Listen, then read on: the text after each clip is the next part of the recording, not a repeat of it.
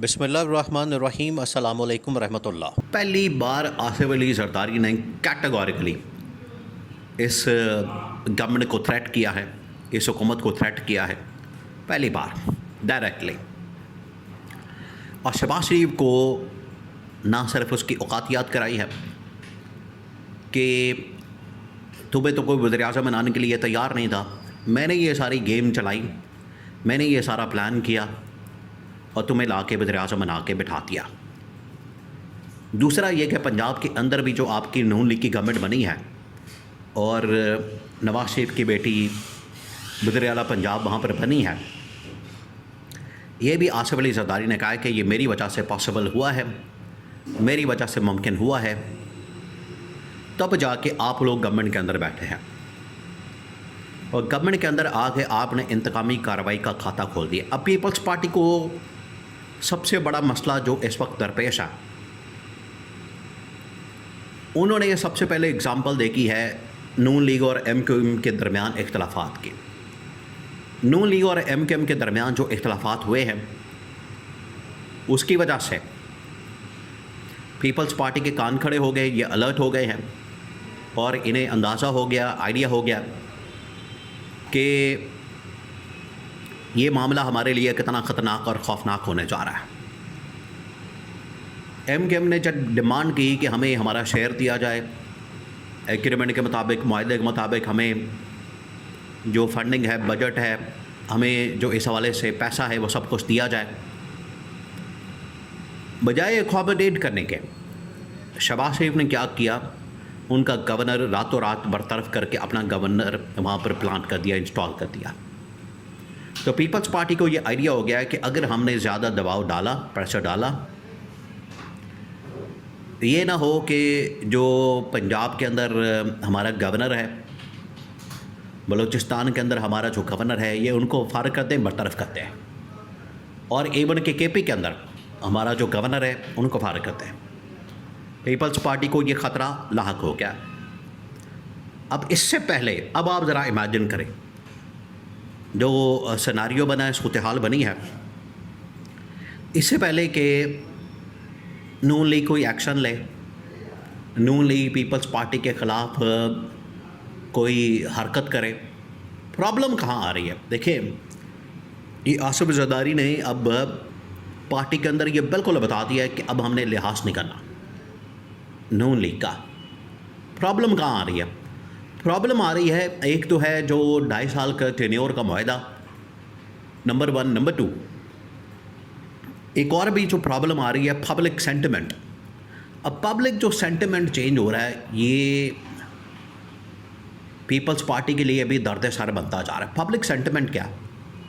Public sentiment ये है, अभी जो उन्होंने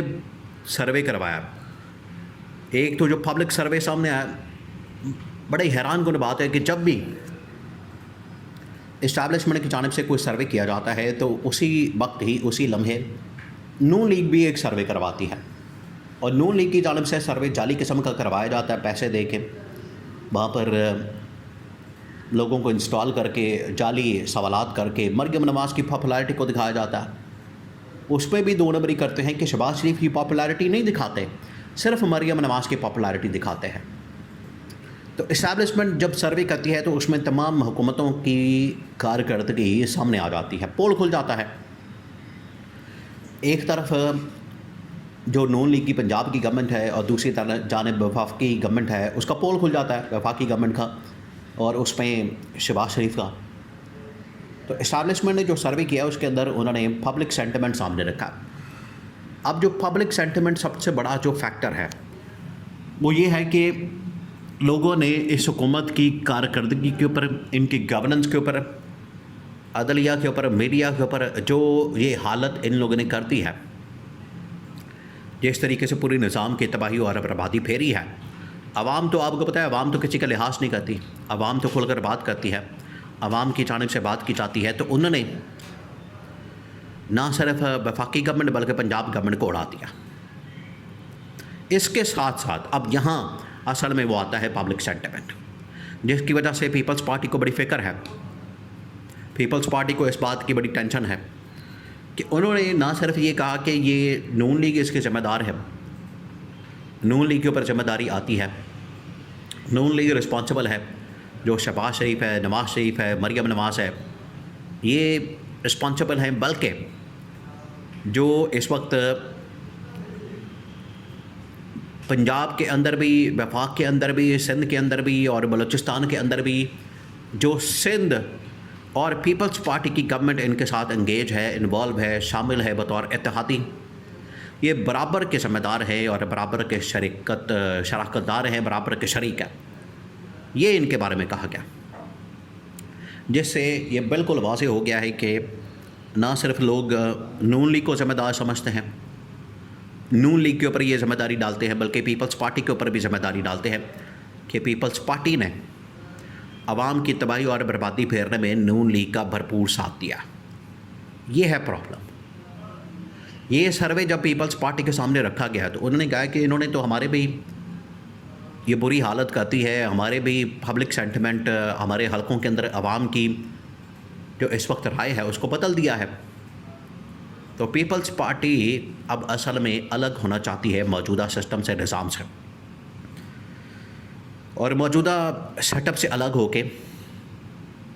जो इस वक्त अपना एक सेटअप बनाना चाहती है, गवर्नमेंट बनाना चाहती है, जिसमें नून लीग का जिस तरह से 2.5 साल पीपल्स पार्टी के बगैर गुजरे हैं, बिल्कुल उसी तरीके से अगले 2.5 साल नून लीग के बगैर गुजारना पीपल्स पार्टी चाहती है। या तो इस शर्त को पूरा कर दिया जाए, ये बहुत बड़ी शर्त है, डिमांड है। अगर ये पूरी नहीं की जाती है तो पीपल्स पार्टी दबाव डाल रही है कि ठीक है, फिर मुल्क के अंदर आप इंतकामी कार्रवाई बंद करें,